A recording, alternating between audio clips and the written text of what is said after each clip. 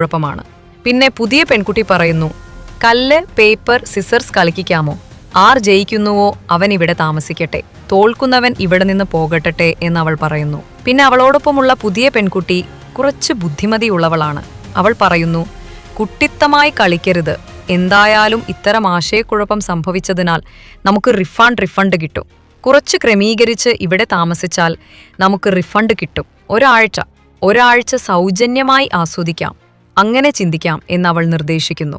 പിന്നെ പുതിയ പെൺകുട്ടി തന്നെ ഈ വിഷയം ഉന്നയിക്കുകയും പറയുകയും ചെയ്യുന്നു. നിങ്ങൾ സമ്മതിക്കുന്നുവെങ്കിൽ നമുക്ക് ഇങ്ങനെ ചെയ്യാം. നമുക്ക് പങ്കിട്ട് ഇവിടെ താമസിക്കാം. നിങ്ങളെ നോക്കുമ്പോൾ നിങ്ങളെ സീരിയൽ കില്ലർ അല്ലെങ്കിൽ എന്തെങ്കിലും എന്ന് ചിന്തിക്കുന്നില്ല. നമുക്ക് പരസ്പരം മനസ്സിലാക്കാം. പുതിയ പെൺകുട്ടി പറയുന്നത് നമുക്ക് താമസിക്കാം എന്നാണ്.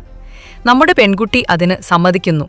എന്നാൽ ഇടയ്ക്ക് എന്തെങ്കിലും ക്രീപ്പി സംഭവിച്ചാൽ, ആർക്കെങ്കിലും സംശയം വന്നാൽ